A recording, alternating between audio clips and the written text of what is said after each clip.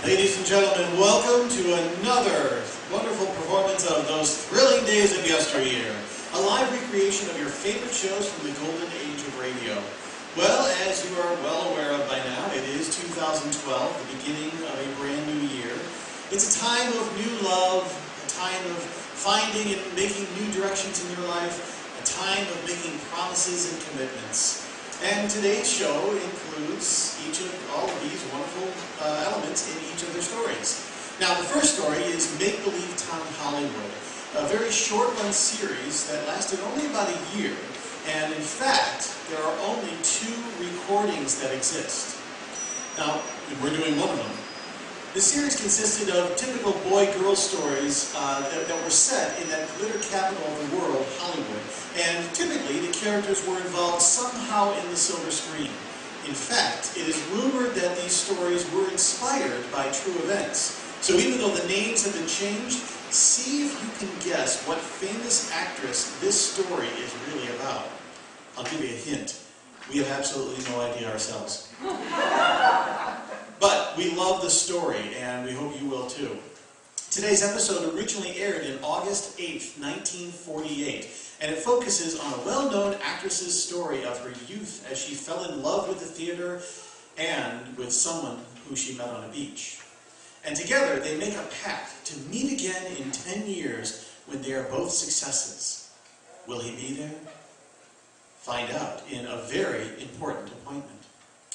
Our other show approaches these themes a little differently. You're probably more familiar with the hero of the second show, Dennis Day, as the plucky tenor on the Jack Benny program. Now, Dennis was so popular that he ended up getting his own show, highlighting not only his singing, but his silliness. In this episode, Dennis also gets bit by the acting bug, but his girlfriend Mildred doesn't like being put on hold while he tours the country.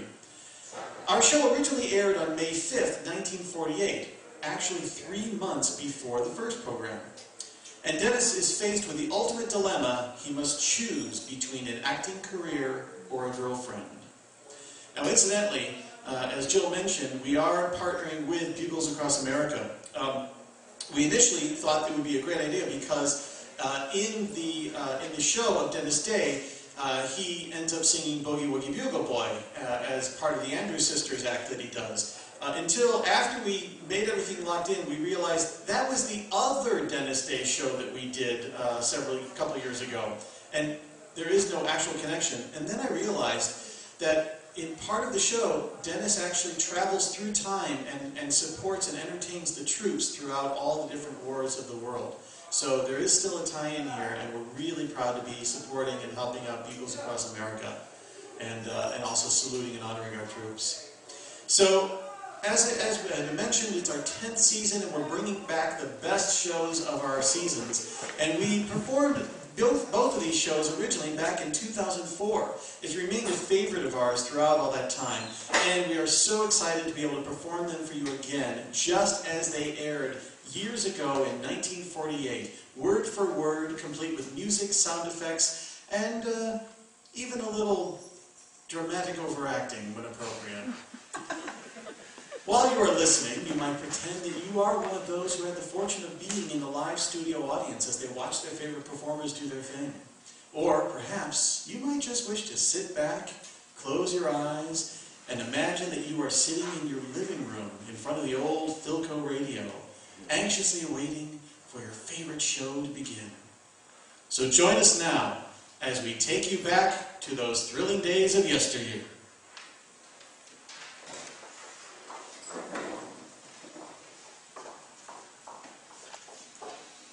I've heard so much about Magic Touch, Campana's new cream makeup.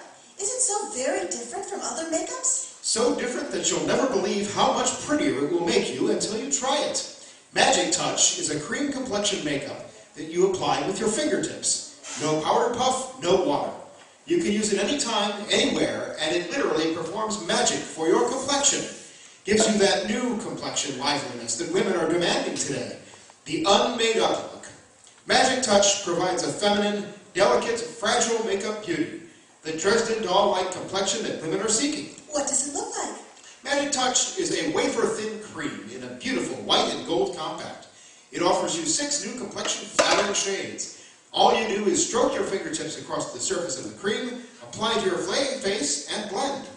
Magic Touch contains a new magic ingredient that causes it to blend better than any cream makeup yet invented. Do I use powder too? No, if you want the new luminous effect, and I don't mean shiny. Yes, if you want to give your complexion a matte finish. Either way, Magic Touch gives you a new, flawless-looking complexion. Is Magic Touch very expensive? Surprisingly inexpensive. You get a large size, classic gold and white compact of Magic Touch for only $1. I'm going to try it tomorrow. Well, believe me, you'll never know how pretty you can be until you do. Quiet, please. We're rolling. Speed. Camera. Action.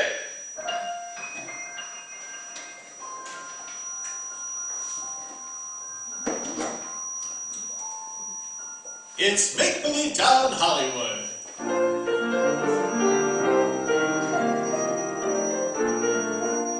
Welcome to Make Believe Town Hollywood, and another romantic story of the people to whom all the world's but a silver screen.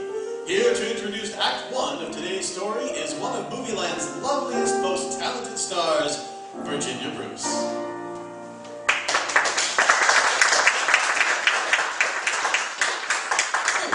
And thanks for being with us again in Make Believe Town.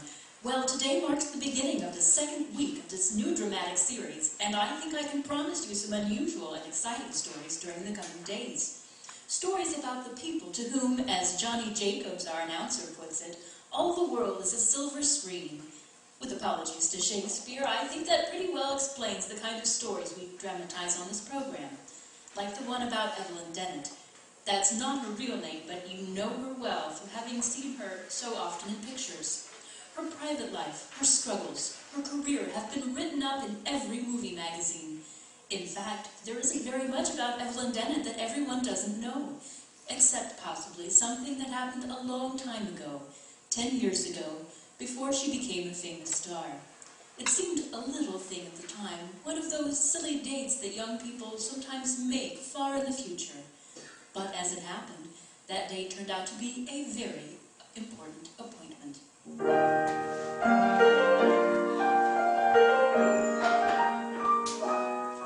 The scene is a Hollywood soundstage. It's the end of the day shooting, just one more scene and the lights will dim. The cameras will stop rolling until tomorrow. But right now, Richard Evans, the director, is shooting that last scene with Evelyn Dennett, the star. This is scene 390, take 4. Don't be a fool. I'm sick of being a cop's wife. I'm sick of scraping and bargaining and doing without. I'm sick of waiting night after night for you to come home, praying that you haven't stopped a bullet or got your throat slit in an alley. I'm sick of it, Ron. Cut. Print it. Okay, thanks, Bass. Well, that was a good shot, Evelyn. Thanks, Richard.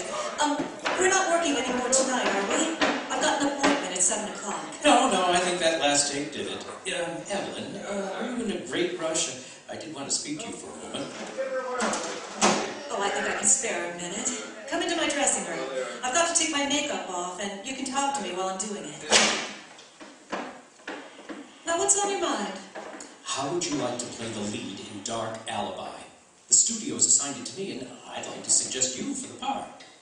Oh, that's very kind of you, Richard. Well, I think you're a darn good actress, Evelyn. I've been in Hollywood for 6 years, and I've played the same part in every picture. The wistful kid who gets involved in a murder. I need a change of pace. I'm typed. I want to play comedy. I want to play vital, lusty women. Yeah, like Catherine in Taming of the Shrew, for example, huh? Oh, you heard about that. Yeah, I met Sam McGrath in the commissary yesterday. Evelyn, you'd be crazy to do it. The public wouldn't accept you in a comedy or in Shakespeare. The combination of both might kill you at the box office. It might, but on the other hand, it might make me. Was it worth the gamble, Evelyn? Now, you've worked hard. You've built yourself a career. But you know the situation in Hollywood now. Nobody's throwing money around.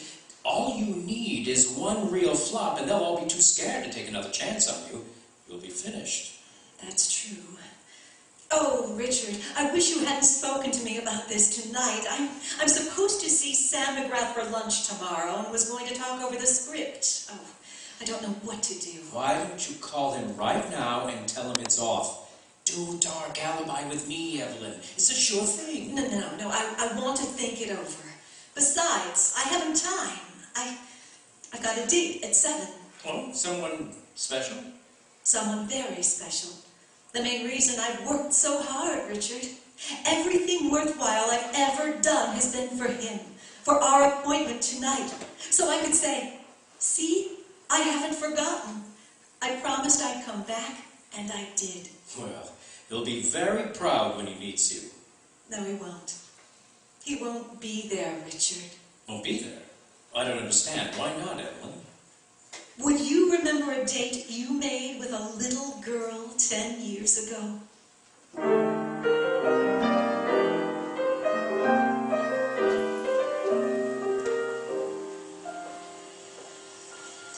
Richard, you did tell my secretary to bring the car around to the side entrance, didn't you? Relax, Evelyn. You'll wear yourself out. There's your car. Where's Miss Robinson? Oh, she's around the other side looking under the hood. Is something wrong with the car, Miss Robinson? Nothing, except it won't start, Mr. Evans. But I've got an appointment I must keep. I'm afraid you're gonna have to take a cab, Miss Bennett. Oh, I certainly can't wait around until the car is fixed. Oh, there's a taxi at the end of the alley. Taxi! Taxi! Now don't worry about the car, Miss Bennett. I'll get it to the home. Yeah, Evelyn, you'll be all right, won't you? You don't need an escort? No, I've got to go alone, Richard. Thanks. Well, okay, Evelyn. Say, look, I'll go to your house with Miss Robinson and stick around until you come back. Good luck, kid. Thanks, Richard. All right, driver. Where to, miss? I want to go out to Venice. There's an amusement park facing the ocean. That park's been closed up for years, miss. Yes, I know, but there's a cottage across the street from the Ferris wheel. That section's kind of run down. You sure you want to go there? Yes! Must I explain it to you, too? I've got an appointment. An appointment. Why kid yourself? He was just being nice to you then. Because you were 14 and scrawny and always alone. Because you, Ava Deutsch, and your mother ran a Venice butcher shop 10 years ago. 10 years. Hello, Mom. Hello, Charlotte. Hello, Anita. I put those chopped ribs on the bill, Anita. Hi, Eva. Hi. You want me to make any deliveries, Mama? When I finish with my customers. Have patience, please. Here's your change for the chopped meat, Charlotte. Thanks, Mrs. Deutsch. Come on, Anita.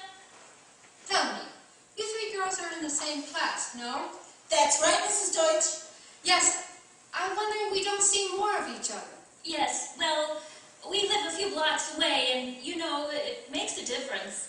And Eva's got her cottage to take care of, and she doesn't have much time for us. Ha! But in a month will be vacation. Do me a favor. Come over and take her nose out of that book once in a while, eh? Mama, please. The girls are right. I don't have much time. Well, bye. Bye, Mrs. Deutsch. See you in school tomorrow, Eva. Goodbye, girls. Come again. Mama, what's the matter with you? Well, what did I do now? Trying to force me on those girls. Can't you see they just don't like me? Well, maybe if you tried acting nicer to them, they would act nicer to you. Oh, they don't have a brain in their heads. All they think about is boys. And all you think about are books. One extreme as bad as the other. Oh, they're not just books, Ma.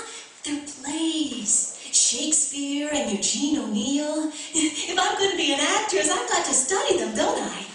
Your eyes are bad now. Oh, Mama, if you'll give me the deliveries, I may be able to get in a swim before dark. And this going to the beach so late? 3 o'clock in the afternoon is time for that, not 6. Oh, Mom, this is the only time I like the beach. At sundown when it's empty. When the gulls come back, and the water gets purple, and the sun looks like a torch. Ugh, my daughter the poet. Now, please, give me the deliveries. And if you want me, I'll be at the beach.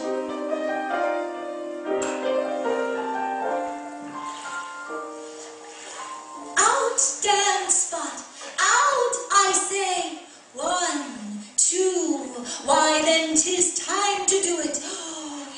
is murky. Fie, my lord! Fie! A soldier? See? Well, Lady Macbeth in the middle of the Pacific as I live and breathe. This isn't the middle of the Pacific, it's the edge. I swim corrected. And besides, you're right. I should have minded my own business. Oh, I'm sorry. Don't go away. I ought to be used to it. To what? Being laughed at. Oh? Look, mind if I float alongside you? No, of course not. Isn't it queer how the sea and the gulls and the bell buoy sound like silence? Oh, that's why you always swim here alone, without your friends, because they'd disturb the silence? Well, no. I don't have any friends. Oh, I see. All the kids my age are babies, or else they're boy crazy. They never read anything that's not required at school. I bet you read a lot. Yes, I do. I have to wear glasses. You bring home good report cards all the time. Oh, sure. And the boys don't like you terribly. No, not that I care. I don't have any time for them anyway. Of course you don't. Hey, look, youngster. If you ever find that just by chance you've got a few extra minutes, come on and talk to me, huh? I'll either be here or in that cottage there off the beach. You see, I get lonely too sometimes.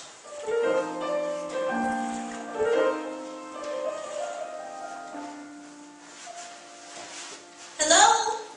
What? Oh, well, hello there. Come on in. I stepped on a nail in the sand and figured maybe you had some iodine I could put on it. Oh, sure. Of course, for a moment, I flattered myself that you wanted to talk to me. Well, I did, but I wasn't sure you'd care to waste your time with a child. Now, hold still. I told you I'd be glad to see you, didn't I? Yes, but maybe you were just being kind. Now, what makes you think that? Well, nobody's ever really wanted me around before. Oh, I see. And I thought if I hurt my foot somehow, I'd have a real excuse to stop in. And if you didn't want me here, I'd feel it and go away. So you waited till you hurt your foot? No, I didn't wait. You know, you'd be surprised how hard it is to step on even a little nail deliberately. You crazy It kid! was worth it. Now, I'm sure you like me. I can't understand why, but I guess you don't question miracles. Oh, funny face. I like you because... I don't know why exactly. Maybe because I was so much like you when I was a kid. Lonely and defiant and living within myself. Maybe I wanted to get you out of it before it hurts you too much. You mean people didn't care for you either? I thought they didn't. Never went halfway to find out. But how could they help you? You're so nice, and you've got those long eyelashes. I don't have anything to recommend me. No, nothing but a good brain and a cute little pixie face. Oh, but I wear glasses. If you weren't so conscious of it, no one else would be. You think so? Look, try forgetting you've got them on and see. Now, you've got lots of assets, youngster. Wait till you grow up. You'll knock the boys silly. Oh, you're just kidding me, aren't you? No, I mean every word of it. Well, maybe I'll even get to be an actress. Did you ever want to do something very, very much, but nobody believed you could do it? I guess I'm still going through that stage. See this book? The Mechanics of Flight. Learning all I can about aviation. I got a friend at the Burbank Airport. I go down there twice a week and watch him take those ships apart. Someday, I'll get in one of those babies and play tag with the seagulls right over your head, funny face. Oh, you're going to be a pilot? I want to be one. But your family doesn't believe in you, huh? I guess that's about it. Well, never mind. Someday, you're going to be a great flyer, and I'll be a great actress. And we'll come back 10 years from today and see how each other's doing. Why, that's a wonderful idea! What? Why not? It'll give us both more incentive to work, because we'll have had to have accomplished something by a definite date. Oh, don't you see? Oh, please, let's make a pact. No matter what happens, we'll meet here, June 1st, 1949. Well, all right. Will a pencil do? Yeah. Let's see. I, Lee Lawrence, promise to meet... Hey, I don't know your name. Ava Deutsch. Oh, you, Ava... how do you spell it? D-E-U-T-S-E-H. SCH at 5 Yeah. South Venice Boulevard on June 1st, 1949 at 7 p.m. Right. Okay, now you sign it, and it's a deal. There. Shall I make you a copy? Oh, I don't need it. I couldn't forget. You know, a lot can happen in 10 years, Eva. Doesn't matter. I'll be back. I promise.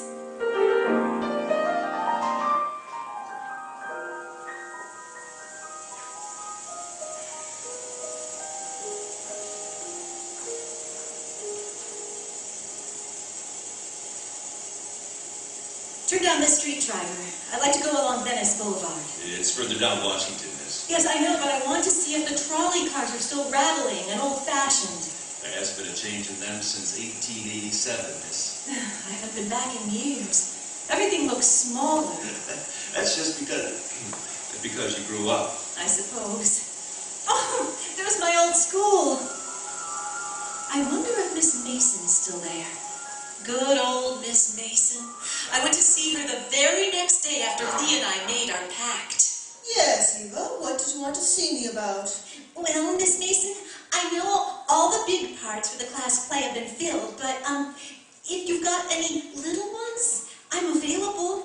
You like acting, Eva? Oh, yes. But you never joined the Dramatic Society. I went down there in my freshman year, but they couldn't find any role they thought would fit me. Oh, so you never went back? No, ma'am. I figured maybe they just didn't want me. Oh, Eva, you are a foolish little girl. Even if that were so, why let it stop you? What could I have done? Tried out in every single production until they got so tired of seeing you, they gave you a role. You need more than talent in this world, you know. You've got to have lots of strength to plug. Well, now, let me see, Eva. Suppose you do Eleanor's sister. Oh, thanks, Miss Mason. Oh, and Eva, you might understudy Eleanor, too. Maybe something will happen to keep Doris Warner from playing the lead. One never knows, does one?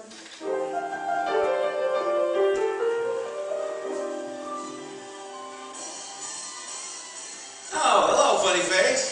You been waiting here long? No, about 5 minutes. Well, I got the tickets, so come along. Eva!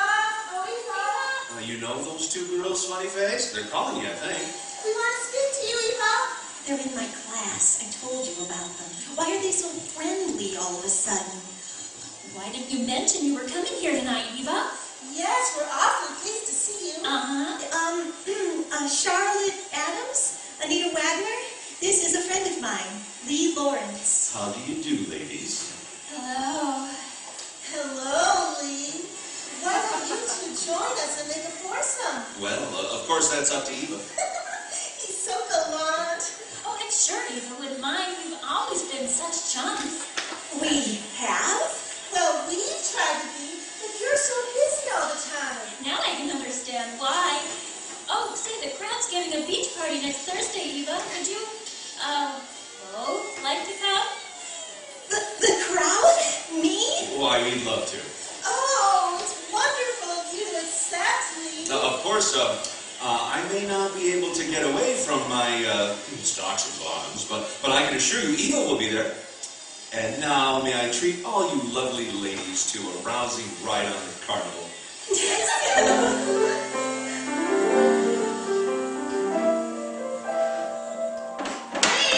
Huh? Lee! Oh gosh, I was down at the beach party. It was so cold and cloudy, I didn't think you'd be down there. So what's biting you, funny face? Oh, you'll never guess. Doris Warner's parents have to go to Connecticut, and there's no one to look after Doris, so they asked Miss Mason if they could take her out of school a week ahead of time, and they said yes! Which makes you... Which makes me Eleanor, the lead of the play! Well, Charlotte and Anita are almost as excited as I am, and they are going to tell the whole crowd about it. Our whole crowd, they said, meaning with me included. They wanted me to come along, but I told them I had a date with you. It wasn't really a lie, was it? well, of course not. After all, you are my steady girl, aren't you? Oh. Hey, are you blushing? Well, you never put your arm around me before. Why, Eva, I didn't know you cared. Oh, please don't laugh at me. Oh, I'm sorry, youngster. There's just, well, That's what you are to me, you know, a youngster. I won't be 14 all my life. And I won't be 23. Lee, I know it's a big difference now, but remember that pact we made? In 10 years, I'll be a grown-up woman, and you won't even be in the prime of life yet. And if you don't stop twisting that button on my jacket, it's going to come off. Please don't interrupt. I'll never get it said if I don't say it now. I love you. I'll never love anyone like I love you. Wait for me to grow up. Please, Lee. 10 years isn't so long, and I'll try awfully hard to become pretty for you. You wouldn't regret waiting. I promise. Oh, please, Lee. Please.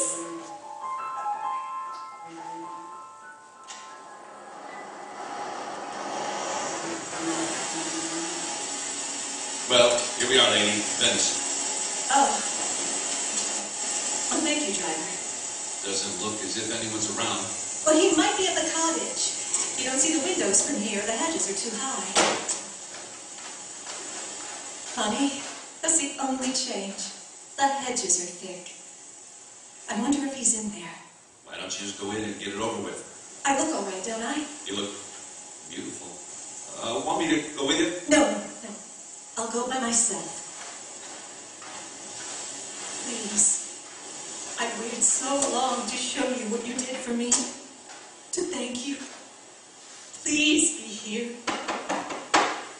Please. Please!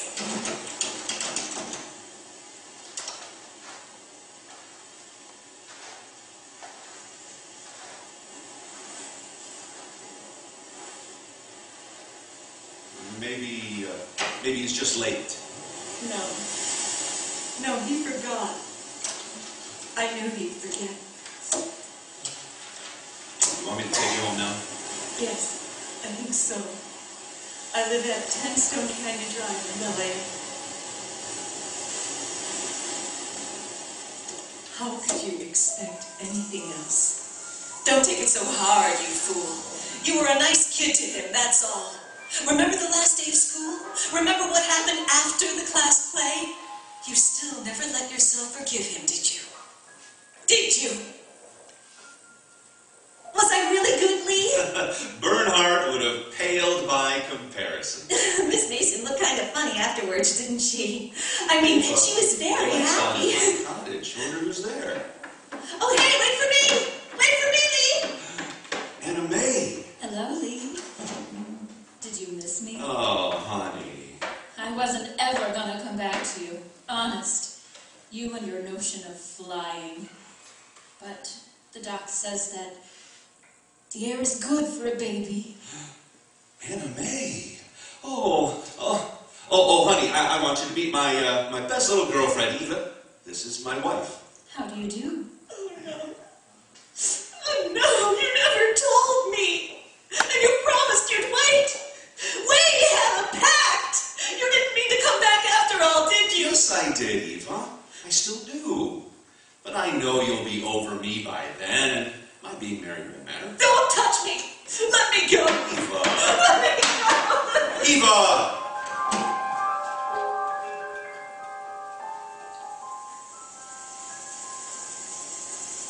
We're nearly to your home, miss. Better fix your face. Oh, my face.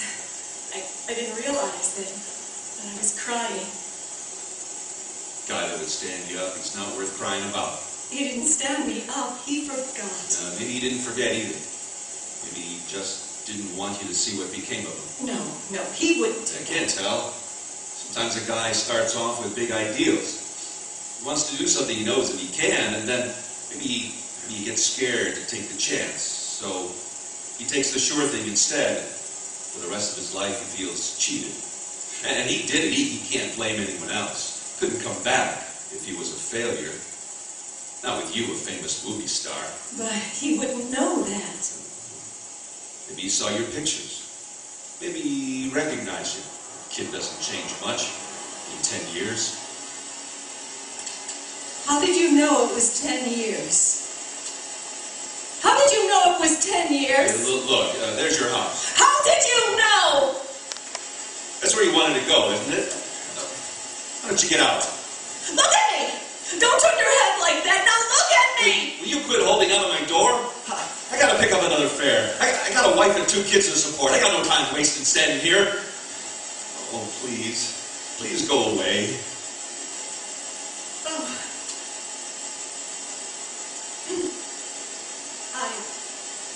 I haven't paid you. Forget it. You don't owe me anything. Just go away. No, I owe you a lot. And I won't forget. Ever. Goodbye. Bye. Funny face.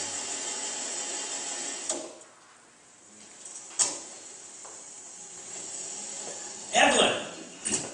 Yes? Oh, Evelyn, you are all right, aren't you? Your secretary just told me the truth. That cabbie cajoled her into saying your car was out of order. And he told Miss Robinson that he simply wanted to drive you around, that he was a fan of yours.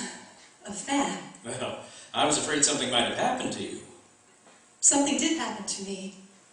Richard, I've made up my mind. I'm doing the taming of the shrew. Oh, it'll be a mistake, Evelyn. No, it won't. Because I'm going to be good. They're going to like me. I know it. What's come over you? You weren't so positive an hour ago. You were ready to forget the whole thing when you stepped into that cab. That was before I talked to him. He's right, Richard. I would feel cheated if I didn't take the chance. He? The cab driver? Oh, no, of course not. Your guy. He met you. Yes. Yes, he met me. Well, tell me, has he changed much? He's tired now, and his dreams are all gone. But he had the compassion to remember and the courage to return. No, Richard, he hasn't changed. He hasn't changed.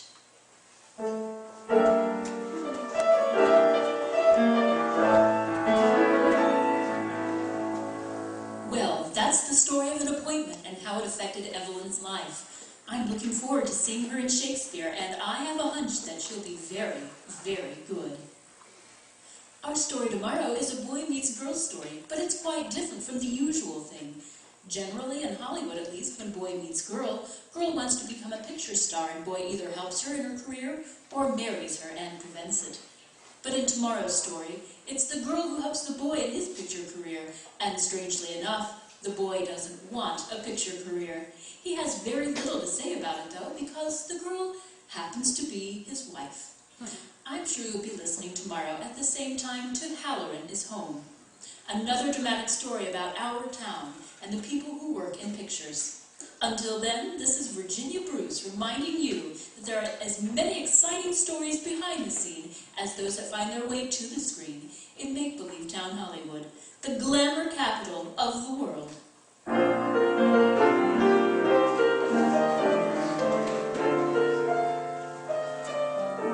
Today's story featured Laureen Tuttle as Evelyn and Howard Culver as Lee.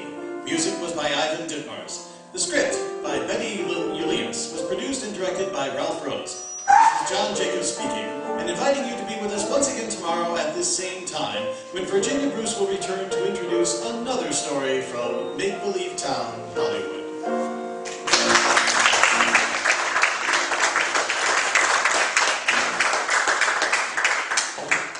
Is the sweetheart you married the husband you expected him to be? Has the war created new problems for you in your marriage? To answer these and other personal problems brought in by your friends and neighbors, ARID presents John J. Anthony, founder of the famed Marital Relations Institute, in a brand new program of daily sessions of kindly and helpful advice. Just as Mr. Anthony, by examples in this studio, is helping thousands of men and women solve their personal problems, ARID, too, is helping thousands to solve the important personal problem of underarm perspiration.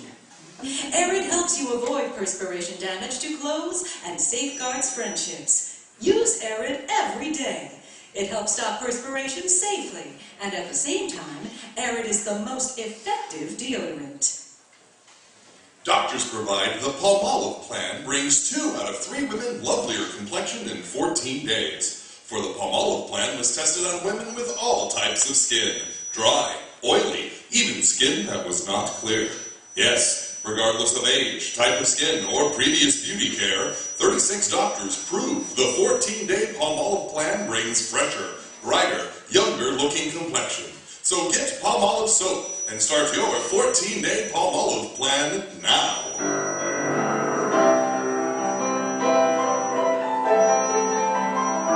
Ladies and gentlemen, Dennis Day.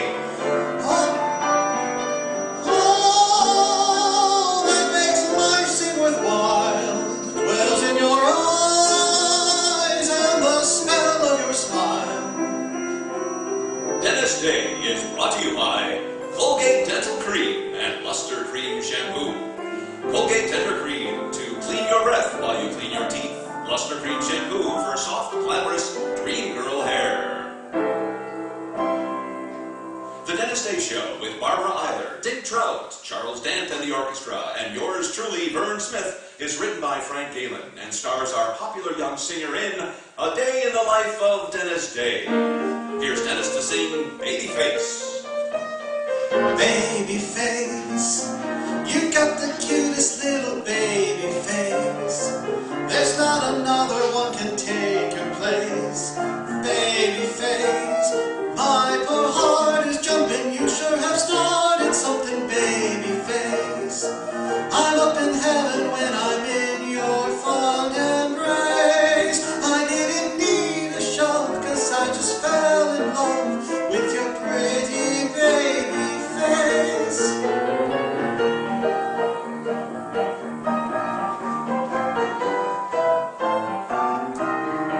I didn't need a shove, 'cause I just fell in love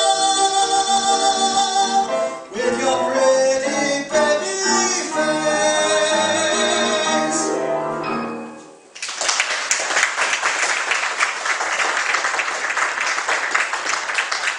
Colgate Dental Cream cleans your breath while it cleans your teeth. No other toothpaste does a better job of cleaning teeth than Colgate Dental Cream. Colgate Dental Cream has a safe polishing agent that cleans your teeth both gently and thoroughly, brings out their natural sparkle and beauty. You can actually see and feel the difference. And scientific tests prove that Colgate Dental Cream cleans your breath while it cleans your teeth. Yes, actual scientific tests prove conclusively that in 7 out of 10 cases, Colgate instantly stops unpleasing breath that originates in the mouth. Colgate Dental Cream is famous for its wonderful wake-up flavor, too. Nationwide tests of leading toothpaste prove that Colgate's is preferred for flavor over every other brand tested. Yes, preferred over every other brand tested. And no wonder, for Colgate Dental Cream is the result of constant effort to produce the finest toothpaste in the world today. For clean teeth, for flavor, for sweetening breath. So see if you don't agree with the millions who have made Colgate Dental Cream America's favorite toothpaste. Try Colgate Dental Cream to bring out the natural sparkle and beauty of your teeth. For a wake-up flavor you'll thoroughly enjoy. And always use Colgate Dental Cream after you eat and before every date to clean your breath while you clean your teeth.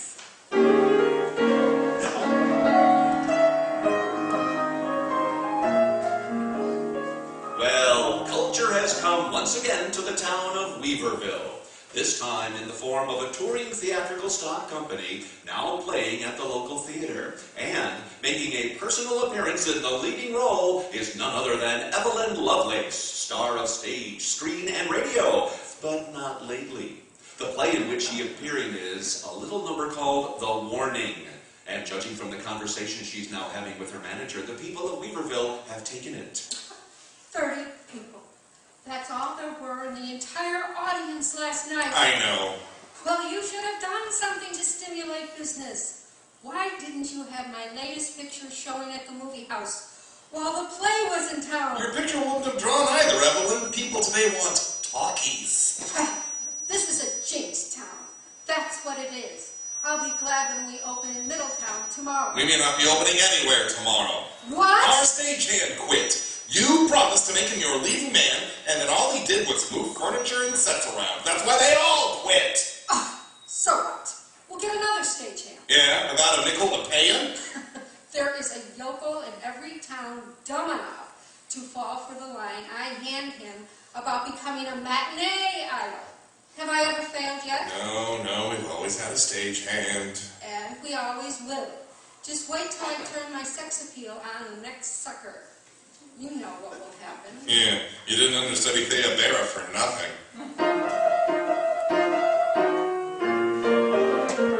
So off went Evelyn Lovelace in search of a sucker.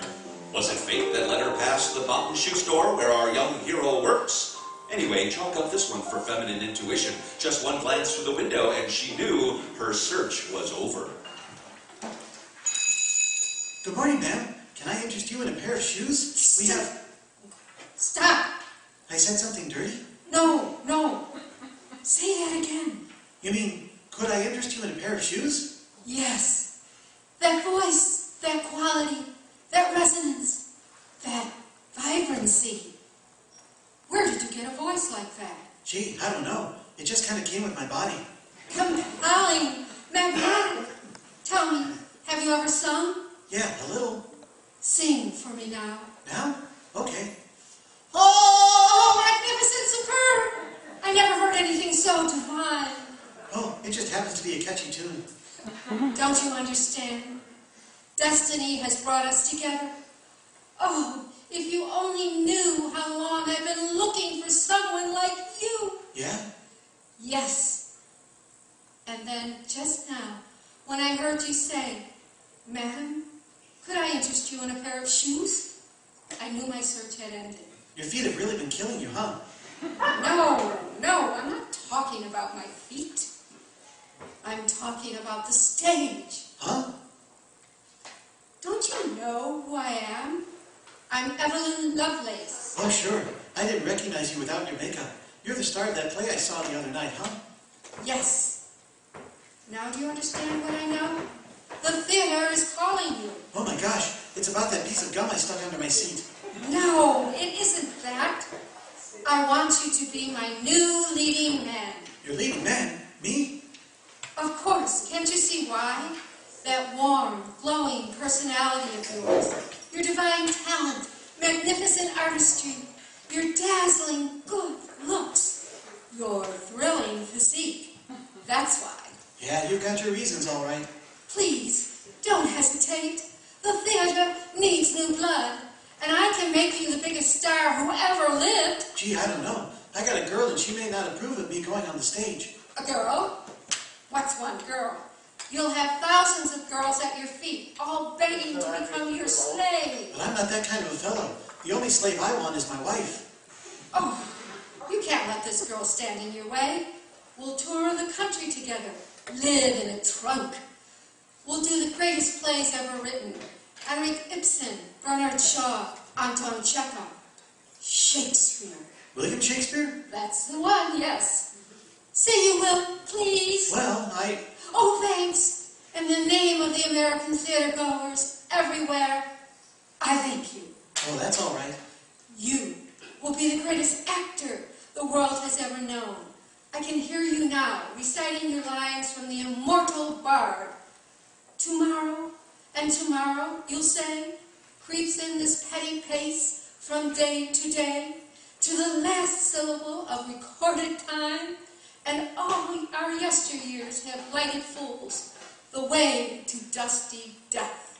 Gee, I hope I don't have to explain what I say afterwards. Come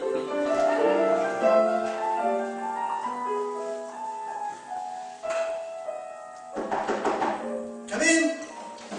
Oh, hi, Mildred. Hi, Dennis. Why, you're packing a suitcase. Yeah, gotta go out of town.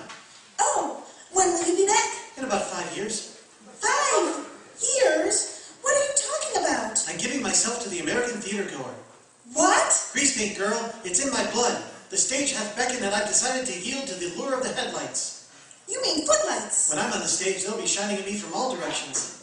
Dennis, will you please make sense? What's this nonsense about the stage? Nonsense? Huh. Listen to this. Madam, could I interest you in a pair of shoes? Does something to you, does it not? Yes, it makes me think you've gone crazy. Oh, don't fight it, Mildred. You see, I met Evelyn Lovelace today and she asked me to be her new leading man. Evelyn Lovelace? Yeah. But how could she? You've had no experience. Nevertheless, we both feel that a person with my new blood ought to live in a trunk. What? We're touring the country together for the next 5 years, Millie. We both feel that I have something to offer the public. But Dennis, what about me? Oh, I'll offer it to you later. You mean an acting career is more important to you than I am? Well, all I'm asking you to do is wait, and 5 years isn't very long. Dennis Day, if you go away for 5 years, I'll be married and have a big family when you come back. Well, I suppose I can't stop you from killing time while you're waiting. Oh, I think you're just vile. And as far as I'm concerned, I never want to see you again. Never! But Mildred... You heard me. Have your darn career. Be the biggest star in the world. I'll never have anything to do with you as long as I live. How do you like that? Boy, women sure are hard to understand. Oh well, from now on I don't have to understand them. They'll have to understand me. Gee, I wonder if that's going to be any easier. Oh, hello, Mr. Anderson. Good morning, my boy. Did I just see Mildred running down the hall crying her little heart out? I'm afraid you did, sir. She and I have just... Oh, my goodness. Well, what happened? Oh, I was telling her something, and when I got through, she said she'd never say another word to me again as long as I lived. Well, what were you telling her? Maybe I can tell it to my wife. Well, you're joking, Mr. Anderson, but this is serious. Of course, Dennis, and I apologize. Now you tell me what it's all about. Well, she broke off our engagement because I'm going to make $1 million. I see. Uh-huh. And just how do you plan to do that? Well, I decided to go on stage and become the greatest matinee idol in the world. Mm-hmm. Well, it does beat opening hot dog stands. Yeah, but it might take a couple of years, and Mildred doesn't want to wait for me. Yes, I know. It's an old story, Dennis. Marriage versus a career. The same thing happened with my father's best friend. Wasn't he a little old for Mildred? A different girl, Dennis, but the same story. He postponed marriage for a stage career, too. That was back in the 1890s. And when did he finally marry the girl? Oh, something always came along to delay them. First, he had her wait 8 years. Then, just as they were about to be married, the Spanish-American War came along. Gosh. And 1906, when they were ready again, there was trouble on the Mexican border. He did another hitch in the army. And then in 1917, when he'd had enough money to ask her once more, along came the World War. And they never got married. No, they never got married. And today, he's 76 and she's 74. Well, tell me when they plan on it again so I can volunteer before I'm drafted. I only told you the story, Dennis, to show what can happen when a man chooses a career instead of a wife. Well, yes, sir, a sad story. Yes, it's the saddest I've ever made up. I mean, it's the saddest I've ever heard. Now, you think about it, Dennis. It could happen to you. Gee, yeah. Mildred or a career? A career or Mildred? Not easy to choose. I know. I think I better take a walk around the block a few times and think this thing out, Mr. Anderson. Yes, you do that, my boy, and I'll see you later. Okay.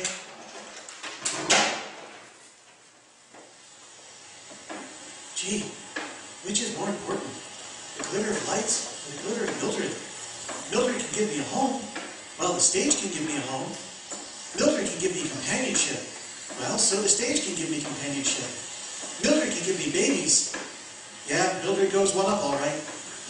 Gosh, what a problem. Hey, buddy, watch it! You're crossing against the light! I love Mildred, but this is my big chance for success. Can I afford not to? Buddy, look out! Center! Oh! Holy smoke, it knocked him 10 feet. Is he all right? Is he all right? I don't know, he's unconscious. Here, give me a hand with him. Stage or Mildred? Mildred or a career? Which? Which? Well, this is the finale coming up, Dennis. It's the finale in more ways than one, Mr. Hammerstein. It's the last song I shall ever sing on stage. For waiting in the rings for me is my fiancée, Mildred Anderson, to whom I'm engaged and go steady with. Yes, I know. And I'm gonna miss you, my boy. 1898's the greatest year my theater's ever had, because you're the biggest star the world has ever known. Now go out there and kill it! I'll try. Hello, my baby. Hello, my honey. Hello, my ragtime gal. Send me a kiss by wire. Baby, my heart's on fire. Oh, if you refuse me, honey, you'll lose me. Then you'll be left alone. Oh, baby, telephone and tell me I'm your own. Hello, hello,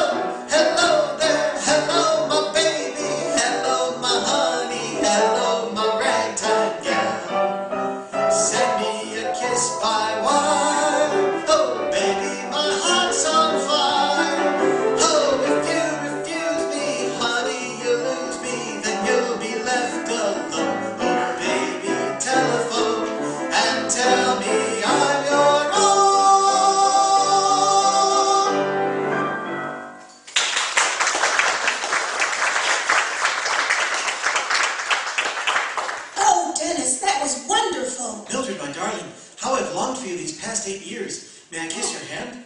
Why, Dennis, I'm not wearing gloves. Of course, I beg your pardon. Do you know why I've asked you to come down here tonight, Mildred? Yes, I think I do. My hansom is waiting for me at the curb. I know, and I saw Justice Arnold sitting inside of it. Then you know all. Mildred, will you do me the honor of becoming my wife? I like you, Mildred. Indeed, I do. Oh, Dennis, how I've been longing for you to ask that question, and my answer is... Good heavens, listen to this! The USS Maine has just been sunk in Havana Harbor! What? Goodbye, Mildred. I'm off to fight the Spaniards. See you in a year or so. Oh, Dennis, come back! Don't leave me! Well, this is our number, Dennis. Let's give them everything we've got. Yes, the last number we shall ever do together, Herbie. For waiting in the wings tonight is my intended, Mildred Anderson, to whom I have plighted my troth. Yeah, and I'm gonna miss you, boy. 1912 is the greatest year we've ever known, because you're the greatest star in history. Thank you, Herbert. Well, let's go. Tell me, pretty maiden, are there many more at home like you? There are a few, kind sir, but simple girls and proper too. Then tell me, pretty maiden, what these very simple girlies do. Kind sir, their manners are perfection and the opposite of mine. If I love you, would it be a silly thing to do? For I must love someone. Then why not me? Yes, I must love someone really, and it might as well be you.